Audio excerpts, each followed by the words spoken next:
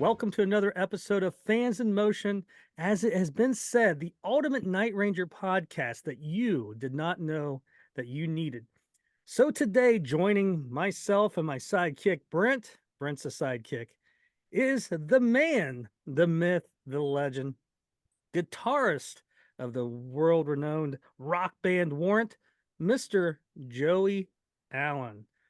Joey, thank you for joining us. Um, Listen, guys, we're going to talk Warrant.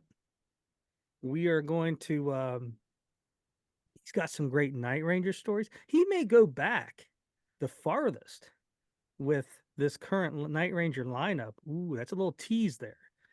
And like I think Joey's got like a good like you work for Microsoft or something. So I hope to get in with him. So my laptop goes crazy. I can just mail it to him. So there's all kinds of things we're going to talk about. But Joey, thank you for joining us. It's an honor. I know me and Brent both have some Warrant stories and growing up listening to you. Hopefully fond memories. Oh, Absolutely. definitely. And listen, man, and you're on the greatest Night Ranger podcast. So that's an honor as well. But listen, we always kick this off, these interviews of where were you born, where you raised, and I like this one. So tell the listeners there, where you were born. You want the five? Okay, I'll give you the 2-second version. I was born in Fort Wayne, Indiana, so I am personally nicknamed as the Bobby Knight of Rock. That's one thing. I can throw a chair very well. Ask any of the guys in the band.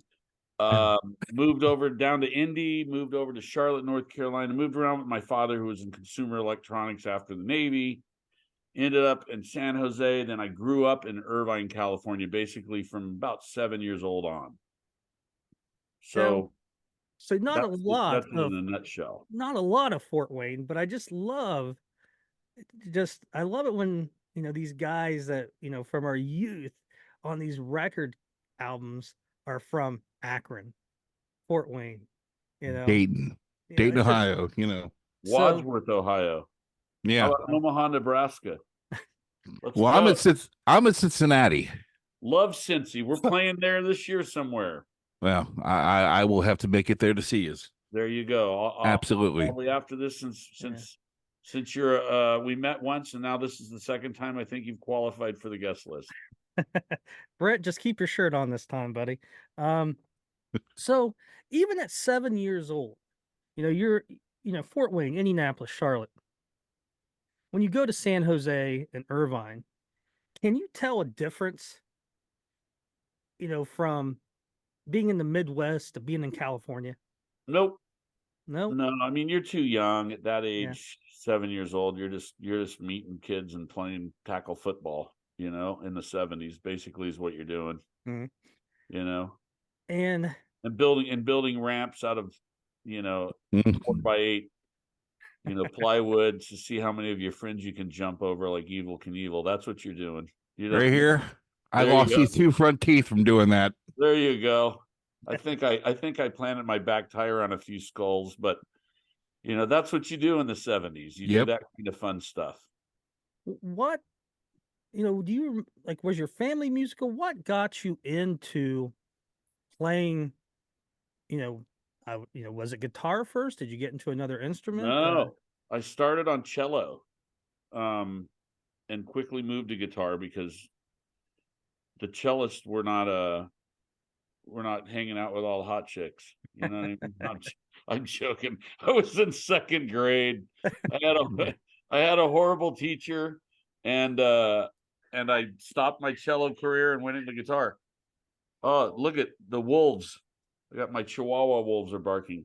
But what got me into music was it was back when it was in school, in grade school, and there was band, orchestra, all that fun stuff. And then there was guitar. And I like I said, I had a bad teacher and as a cello player that actually hit my hand with a drumstick. when I was in second grade. I was sitting there. Hee Haw was a show that you could watch these incredible musicians on. Roy Clark used to be on there. He was a shredding guitar player from back then. And they would play a stand-up bass, right? And I was playing cello. I was a tiny little dude, right? So the cello was like, I'm like, that's what I'm playing, right? So in class, I started slapping it like they were on Hee Haw. And the teacher came up to me with a drumstick and slapped my hand. Wow. And I promptly Pete Townsend the cello, and I ran home because I school was by my house. It's back when schools were closed, right? And then I got a guitar. So that's one reason I didn't play cello and got the guitar. The other reason is that I have older sisters, and luckily they had records like Deep Purple, Machine Head, Kiss Alive, ELO, Bob Seger, all these killer bands, right? And when my sisters would go play with their friends, since my dad worked in consumer electronics, I had one of those big stereos with the rabbit ear antennas, and it had an 8-track, and it had a turntable and a receiver, and I could put my sister's records on that they would never, ever, ever lend me. I had to steal them and pull those rabbit ears out like they were microphones and put a tennis racket on, and all of a sudden I was in the band. It was an escape, right? So that's really what got me into music. And then when I saw my first concert, it went from there. And that's probably, I would bet if you've asked guys that from bands or girls from bands, that story comes around a lot more than, it doesn't. It's always older siblings, or, me and my buddy, the same age. Right. He had an older brother and lived across the street, and right. It's all, it's just, it's just interesting where your influences come from back then. Yeah. And basically they're with you your whole life. What was the first concert? I'm sorry. No, they're fond memories. I remember the first time I heard AC/DC. I remember the guy that turned me on to it, but my first concert was 1977 in August, late August. And it was when Kiss was on the Love Gun tour. It was at the Forum in Los Angeles.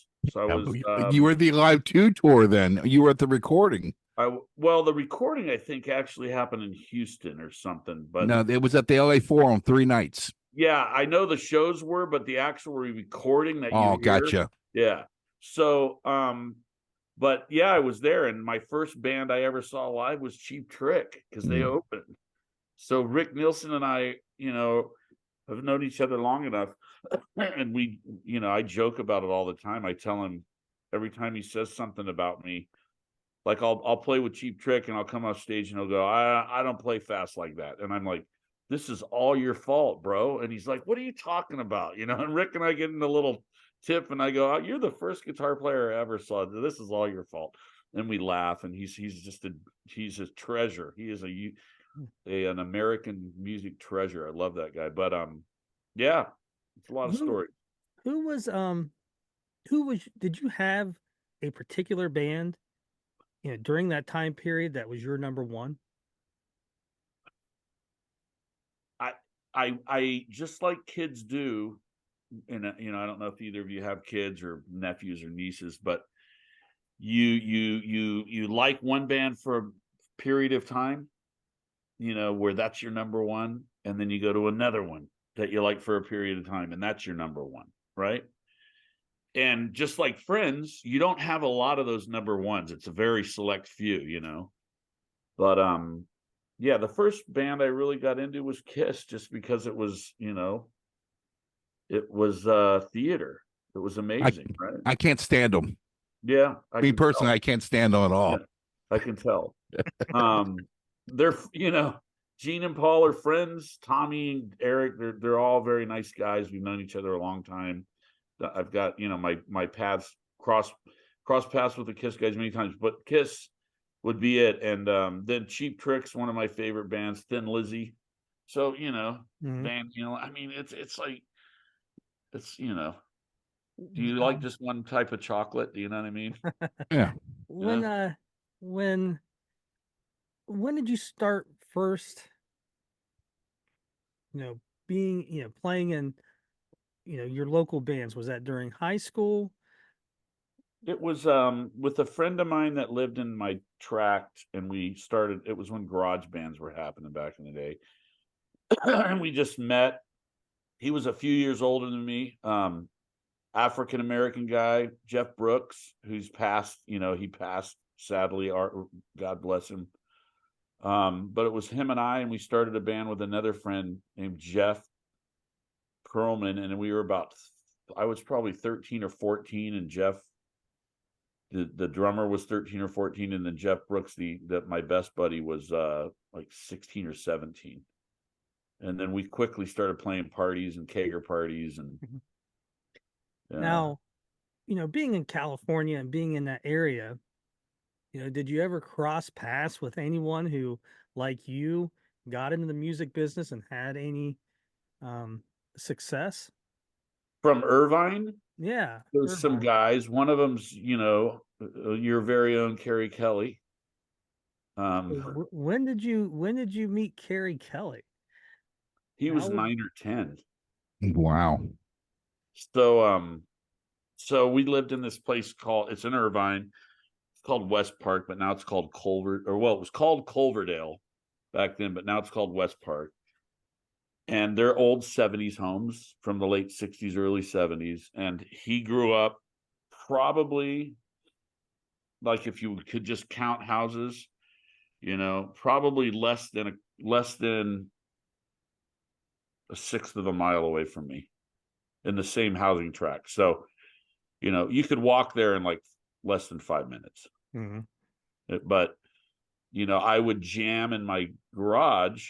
And this is back in the days when there was garage bands, and it was loud, and it was probably horrible, some originals, playing some Cheap Trick, playing some Alice Cooper, playing some Van Halen. If it, that wouldn't have been Van Halen back then, because I don't think it might have been right around then. But anyways, we play and play and play, and then we take a break. And one day we took a break, and the garage is going up. Oh, right in the middle of that story, I got to get my kid. Hold on. All right, we'll pause it. Hey, Callie. Like a zoo around here, man. Okay. So, you're playing in a garage. We're playing a garage band, jamming, and you go to take a break, right? You lift the door open, and as the door went up, there were these two fat little ankles that we saw first. And then it'd go up, and there's like a 9 or 10-year-old Carrie. And he was a chubby little kid, right? This is a great story. You'll love where I'm going with this. But he was into it. He was just like looking at us like, I want to do that, and we're like, shoot, I'm probably 6, 7 years old. I don't know how old he is. I'm probably 6, 7 years older than him, right? So if he was 10, I might have been 16, 17, or if he was 9, something like that. And I mean, he was 10 years old, dude. I mean, and then to see, and then I always heard about him, always jamming with this guy Tad, and he's playing guitar and doing this. And I never saw him. And then he was in a band called the Big Bang Babies in Hollywood. Yep. When Warrant was taken off, and I remember first seeing a picture of him when he had the white and black hair. I'm like, oh my God, he's not fat anymore, right? He's skinny, dude. This is good. This is great. So, and then of course we see each other, and it's, he was in Warrant. He did all the stuff. He was successful, and it's amazing. I'm so happy to see friends do that and be happy and successful at what they love to do. You know what I mean? And in the end, the way the story ends is that now he's the skinny guy and I'm the little fat guy. So it's like, talk about full circle, right? And we joke about it all the time. I'm like, dude, go eat something, man, please. But yeah, I've known him for a long time, and he's a good dude, and a tremendous guitar player. So I couldn't be happier for the band and for him. And I remember when I heard he was going to be in the band, I called Brad, and I said, "Are you sure? Are you sure you want him in your band?" I said to Brad, I go, you might have to get him a mirror on stage, because he's, let's just say, Carrie's very conscientious, right? He's got that rock star look for sure. He does. Let me And tell you. Brad goes, "That's okay. He can use mine." And we both laughed, and I called him to congratulate him. Really, I was joking around, known Bradley a long time. So But But that's yeah, there you go. Terry's like a chameleon. We were up in Cleveland a couple years back, and he comes out before the show, and I'm hanging with a bunch of people from the page. And he comes up to me, gives me some guitar picks, and we're talking. And he's got a trucker hat on, no eyeliner, nothing. He blended in with everybody. I walk back to the crowd. They go, "Who the hell was that?" I went, "That was Kerry Kelly, you idiots." Yeah. um, Yeah. it's just cool that you get that arc. You're young, and there's the young kid down the street. Yeah. Yeah. And it had to be cool for you guys being 16 years old and you know getting those first taste of rock stardom, so to speak, where the younger kids are No, just looking up to you guys. And it was just really an annoying little kid standing outside of our rehearsal, and we got to know him, and he wasn't annoying anymore. You know what I Yeah. mean? um, I mean, that's one. He's one that came out. The other one would be some of the guys from Rage Against the Machine. They're Really? friends of mine. So Timmy C's brother was in my class, Larry Cromwell. Not a musician, but what's his name? Looks like Will Ferrell was a year or two behind me at my high school. really? So there's a bunch of people, yeah, that had some success. Will being probably the most successful financially by far. When you're at that age, is there ever come a time where you realize, hey, I'm pretty good at this? Like, do you ever realize, get to that proficiency where I can do stuff that a lot of people can't? And I mean, do you ever get to that As a point guitar player, as a guitar player? never in my life. Never. No, there's guys way better than me. I mean, No, Carrie's better than I'm me. talking though, when you're younger and you haven't made a career as a musician, is there ever a point where you're like, you know what, I may actually have the chops to do this, or is it just It, it's good. This might be disappointing to you, but it was very Jeff Spicoli for me. It was very much, I loved music. I loved the guitar. I loved playing the guitar. But I also loved to party back then. So it was like, hey, dude, put my Marshall in your car and go find a kegger party. You know what I mean? Yeah. It was really simple, to be honest with you. So no, I mean, I think when you want to be in a band and quote unquote make it, or I just wanted to find a group of guys that I fit in with. And I think every band, and this is much like Night Ranger, is that once you get that, and I heard Jason, I'm ripping this off from Jason Newsted, but it's a very good explanation of how bands work. There's 4 or 5 separate fingertips, and fingerprints, and each one's a guy, but when you do this, it's a fist, and bam, right? And Night Ranger has that. Even with the changes they've had to make, and having 3 of the original guys in there, there's still a fist, right? And when bands, I wanted to find those other fingers that I can make a good fist with, and that's it happened with Warrant for me, right? But I was playing with a bunch of different guys, and it just it's fun when you get that fist together and you go, wow, it sounds unique.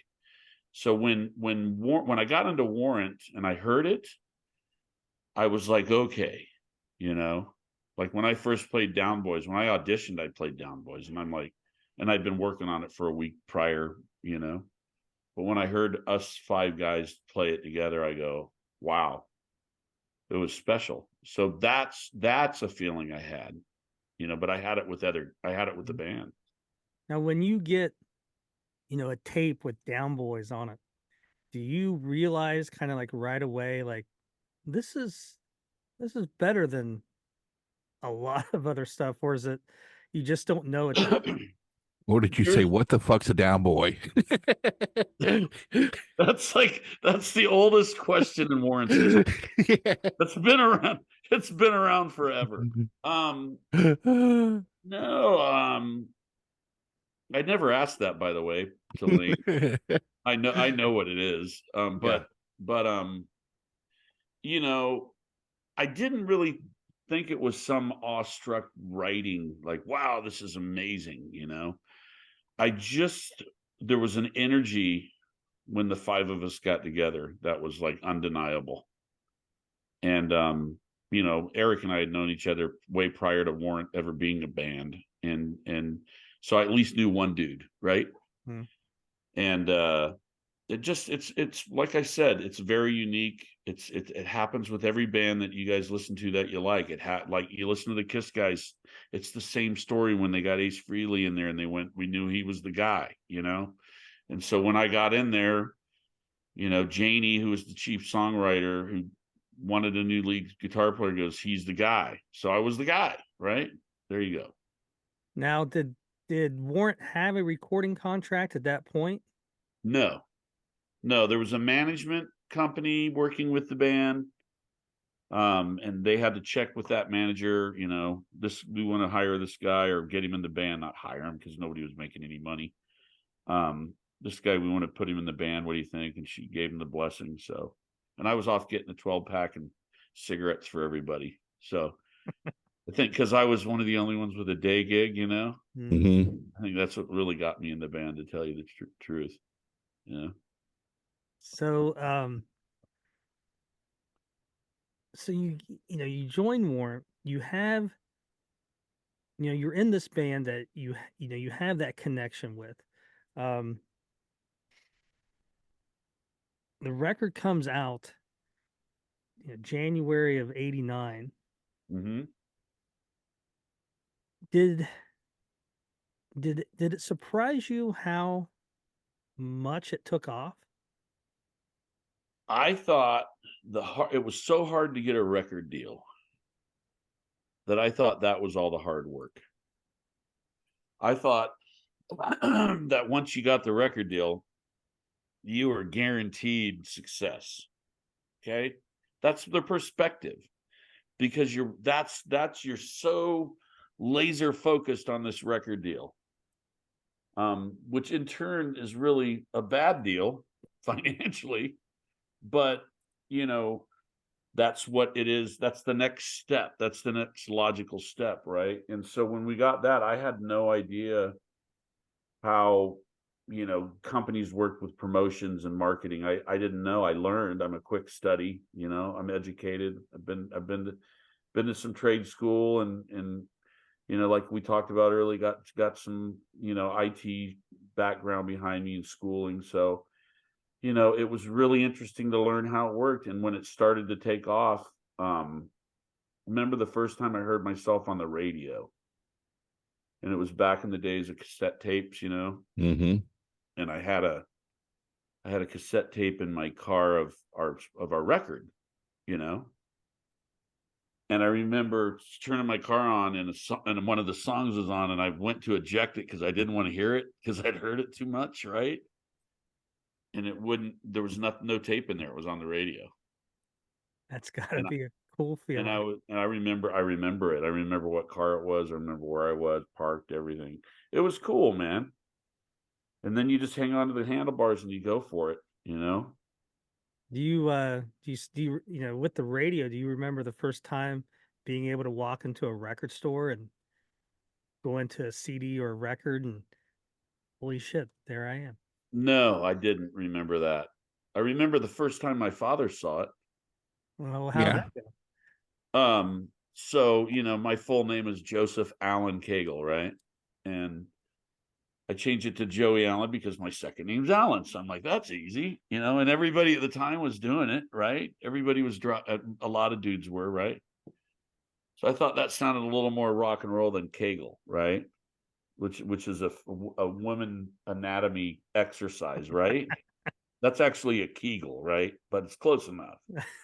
So back to that. On the back of the first record, it says Joey Allen, you know, lead guitar.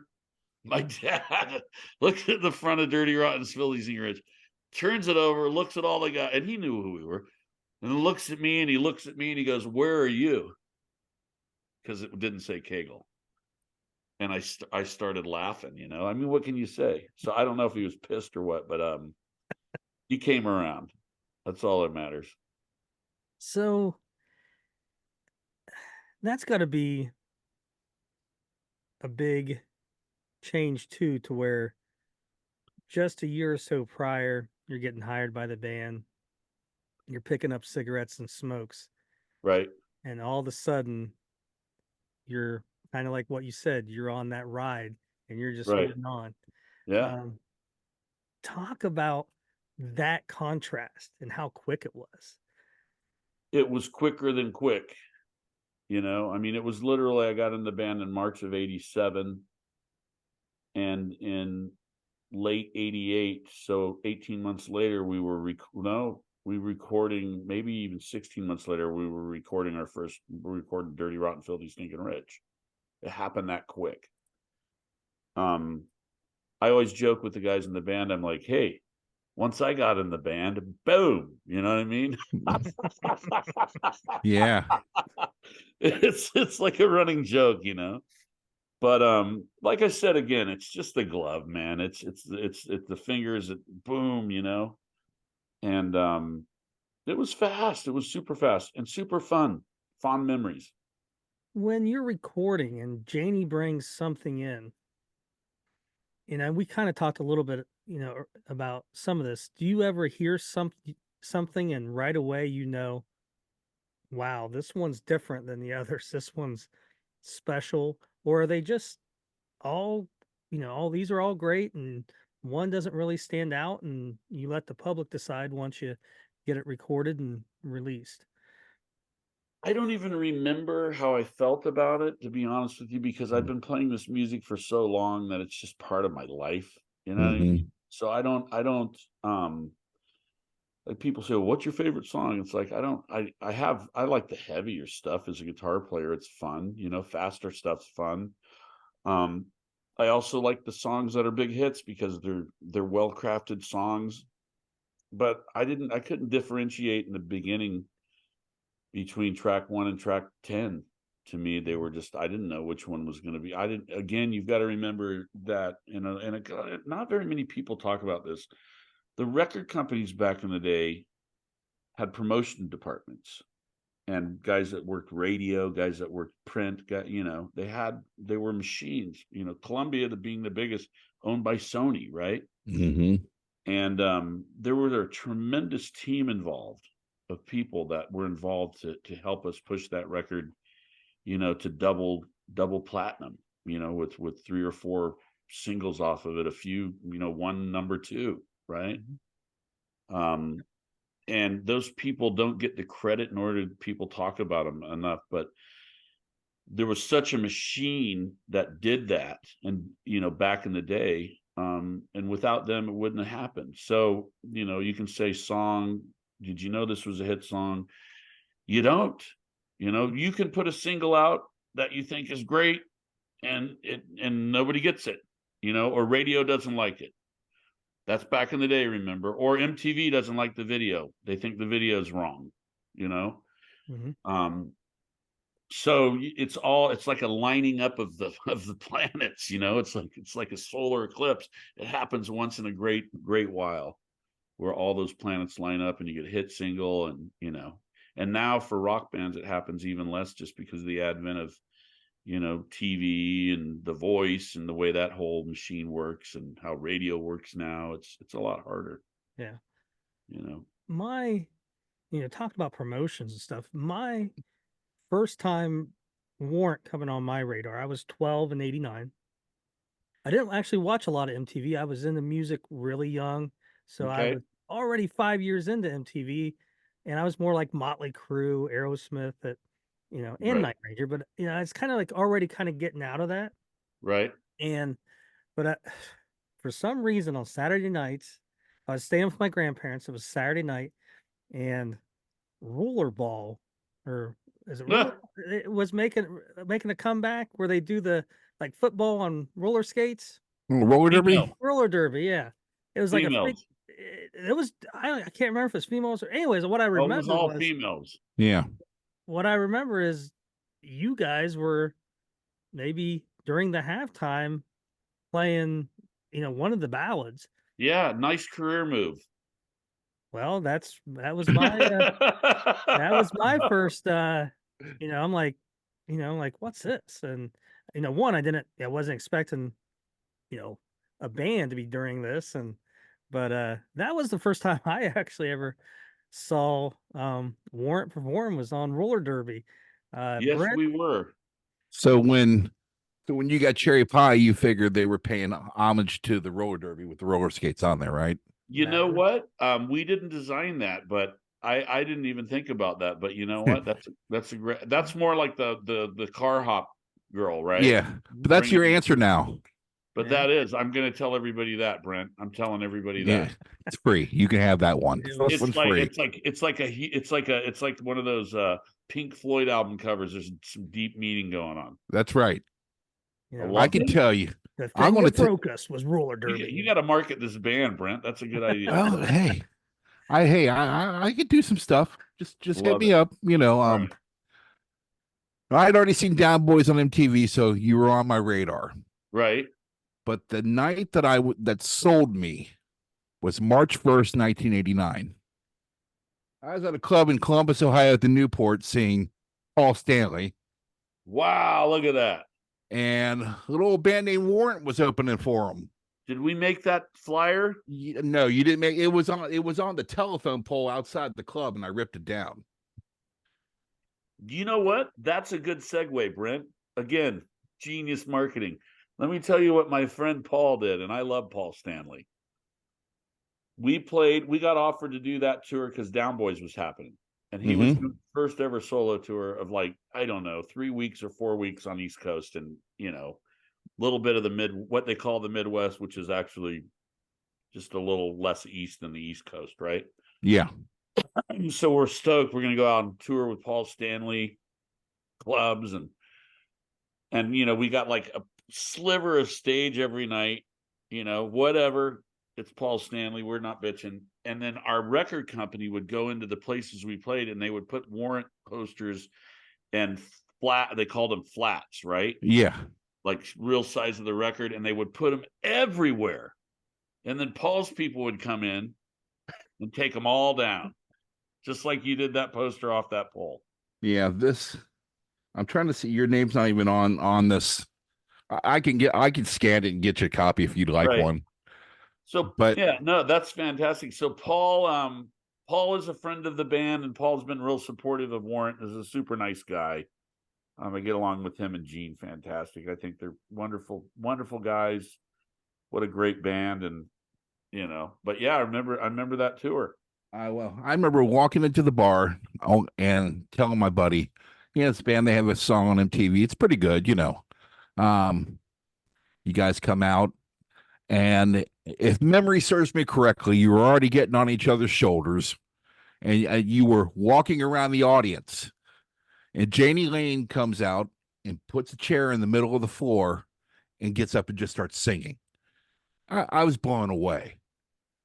Absolutely blown away. I wasn't expecting anything. Because God, I've seen so many opening bands for bands I was 19 years old at the time. Right. And you guys truly blew me away. The next day I went out and bought the CD. That's great. That's great. That's a good story. And that's got to be surreal too. Kiss being one of your first favorite bands, seeing them at the LA Forum, and now one of your first tours, national tours, is opening for Paul Stanley. Yeah. Yeah. He doesn't talk about it much, which is fine. I would have loved it if we didn't really hang out. We hung out with his band guys. Look, he was a megastar at the time, and they were going through changes. Kiss was, Yep. and whatever's going on in his mind, who knows? He was nice. He was cordial, but his band guys were bros. Bob Kulick. Now, how was Bob cool to you? Bob was great. Bob was always cool to me. Because I met Bob at the show, Right? and I just said, "Is it true you played my favorite guitar solo on a Kiss album?" He goes, "What's that?" I said, "Larger Than Life on Kiss Alive 2." And he goes, "That's me. Sorry to break your heart, kid." And he walked away. Yeah. Yeah. Yeah. Amazing Yeah, guitar player. Yeah, fantastic. But we got along great with their band, and Paul was cool, but it wasn't like he's like, "Hey, let's hang out," Yeah, and you had a young Eric Singer. You had Dennis St. James. Yep. And Gary Corbin, of course. Gary Corbett, who was a sweetest guy in the world. Very good friend of mine. Sorry to see him go, man. Yeah. I developed a crush at that age for a young Debbie Gibson. Aha. And I went and saw her in concert. I'm not embarrassed to admit, I don't give a shit. Yeah. And I'm looking on stage, I'm like, that's fucking Gary Corbett. Yeah, he played everywhere, dude. So I'm downtown Cincinnati, and I run into Debbie Gibson, and we're talking, and I said, how'd you get Gary Corbett in your band? She goes, how do you know Gary? I saw Gary play with Paul Stanley. She's, oh my God. And she ran off and came back 5 minutes later. She goes, this guy knows you. Yeah. Fantastic. Yeah, But he's a sweetheart of a guy. I ran into him a couple times. Yeah. Sorry to see him go. Mm-hmm. And you and that momentum with Down Boys, and then Sometimes She Cries in Heaven, you guys are definitely, going in the up direction. And one thing about Warrant that really to me stood out, and not every band, obviously is able to overcome it, is you have that sophomore slump. All right. So, I mean, the second album, you got your whole life to write the first record, and then, months to write the second record.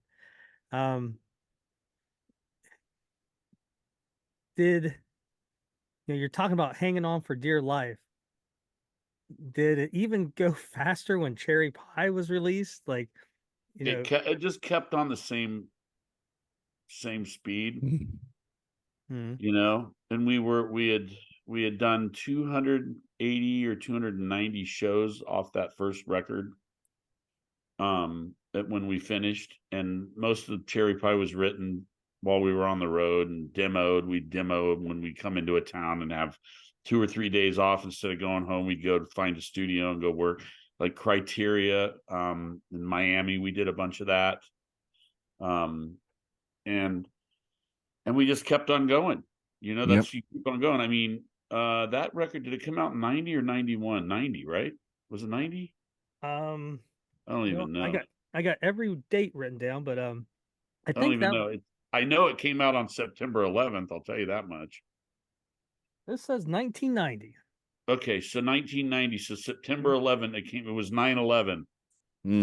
That record's got an ominous birthday, unfortunately. But yeah, I mean, we did that, and then it just kept on going. We got, the tail end of the Dirty Rotten run, we got the Motley tour, right? Yeah, I was going to bring that up.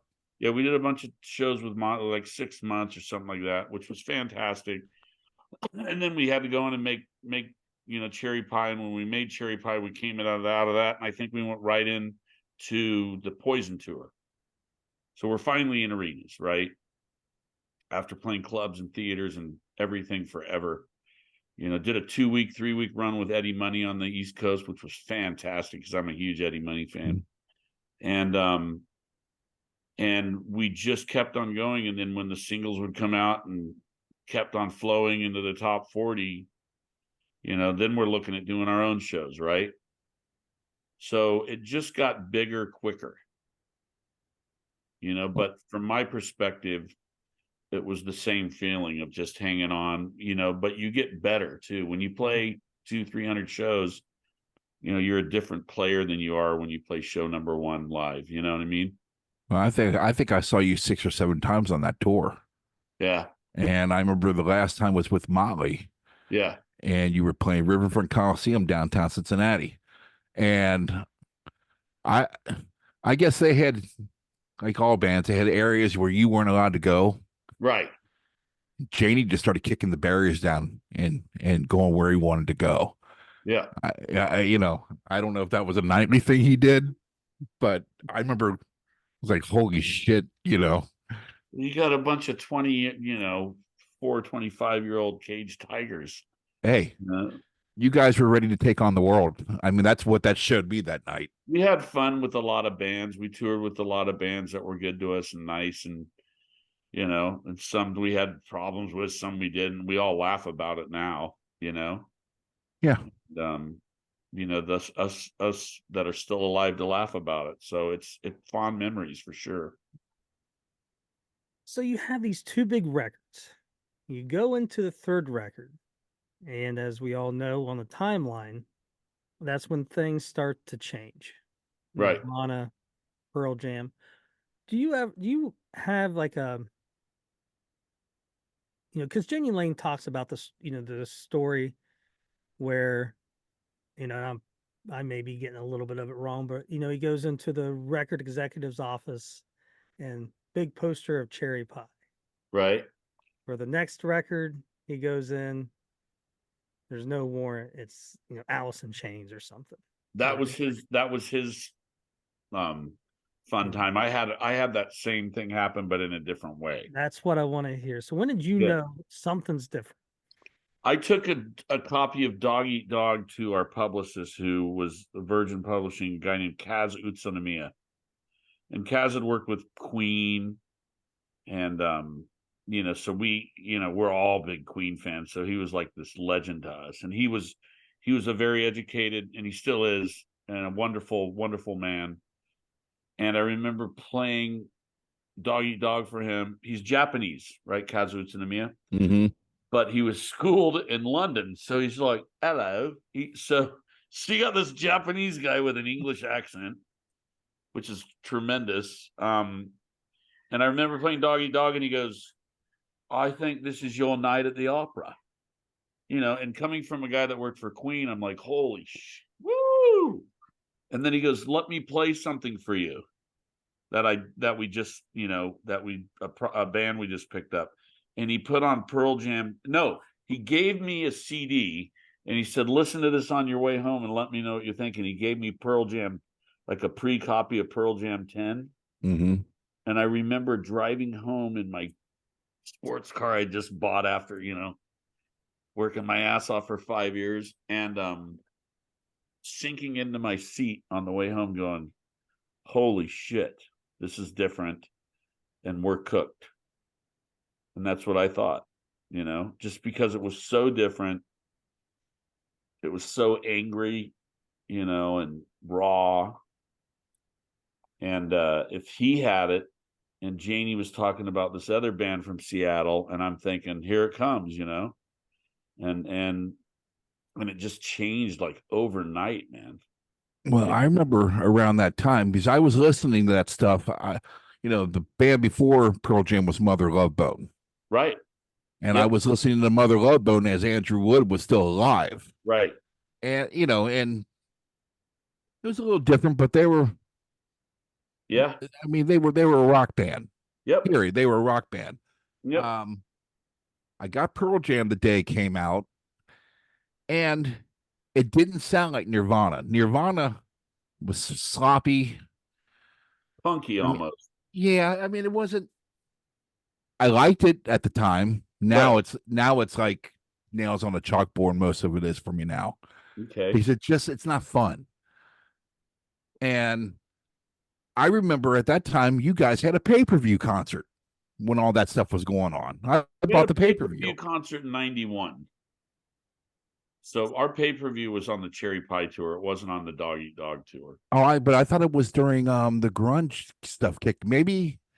Well, I mean, it was the Cajun Dome in 91. It was the tail end of the Cherry Pie tour. But I was listening to Nirvana before Nevermind even came out. So Well, So for me, I was in high school, right? So, we were all listening to MTV and all and exactly what you said overnight.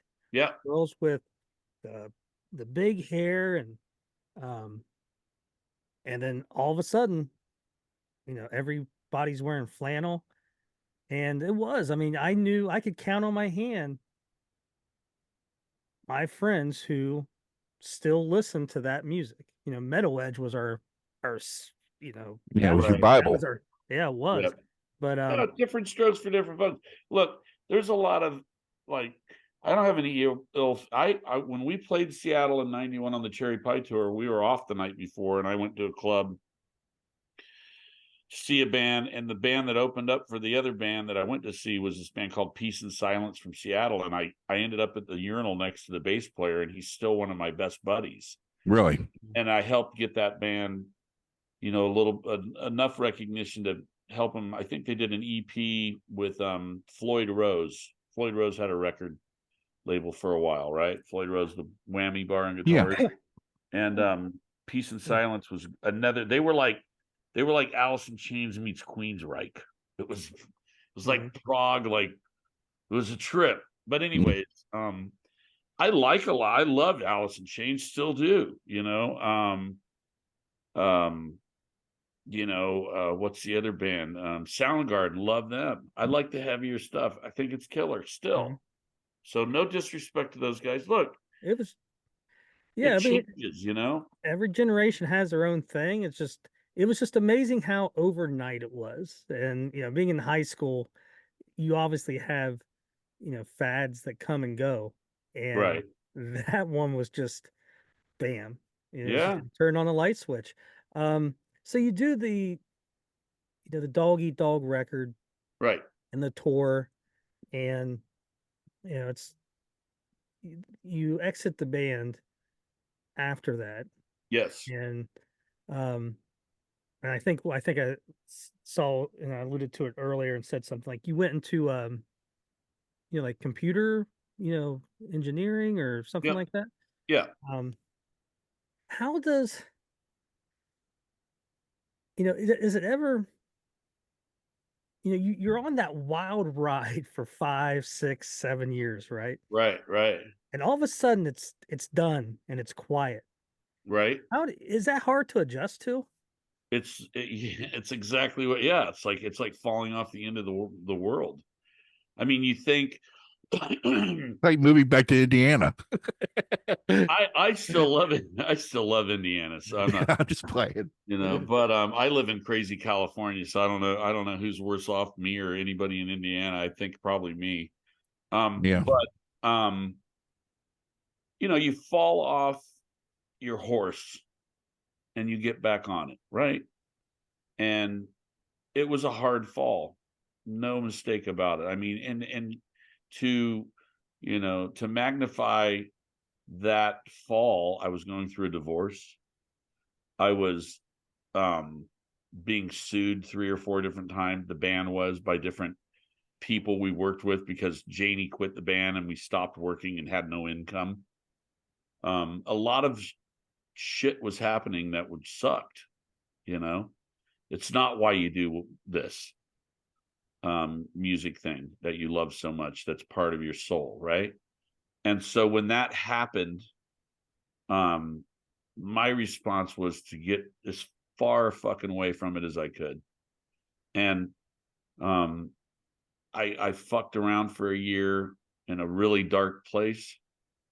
It happens to everybody, and thank God I had a family, my mother and my father and my sisters that helped pick me up and get me out of it. And it was really my father that got me back into school.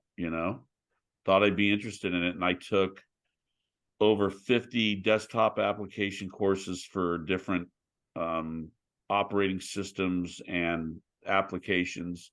And then I did the MCSE coursework for Microsoft, and I ended up working for a database developer and got my MCP plus I certed in. And I was an IT guy for 8 years. That's what I did. And I totally walked away from music. I played a little bit locally, but I could never find a group of guys I could never find that Yeah. You know what I mean? It just goes to show you, like, every dude, like, some guys have great solo careers and that's fine and dandy, but like, take Queen, for instance. Those guys are all radically talented. Put those together. That's why they're so huge worldwide, because those guys were like, they all wrote, you know what I mean? Massive, right? But if they did a solo record, like I got Roger Taylor's solo record. Did you ever hear that? No. Not Yeah. Roger Taylor's. Yeah. I'll lend you mine. I love Roger. He's a friend. But it's not Queen, right? So, just back to it. Yeah. I mean, I just picked up the pieces and went in a different direction and ended up in IT. And then, like I said, when we started talking about this, full circle, like with Carrie full circle, with Warrant full circle, then as soon as I got into that and it started to get to the burnout phase of IT, because with data, database admins, you can get burnout, coders, you can get burnout. And the band came back around, and I went for it. Timing's everything, right? But we were like, we were in clubs, not making any money. So it was truly for the love of the music. And then I got out of IT, and then Pearl Drums came along. I don't know if you know I worked for Pearl Drums or not. No, I did not. Well, I've worked for Pearl Drums 19 years in August as a senior sales rep. And I managed some of the national accounts for Pearl. And I worked with some great professionals at Pearl that I've learned a tremendous amount of business acumen from. And it's fun for me. So I work like, when I tour, I work 80 hours a week. I can't sit still. I'm that guy, I'm up at 4:30 or 5 a.m. every day. Let's go. What do you want to do? Did you, when you got back with the band, yes, you're not, you're not on that scale as 89, 90. Right. But,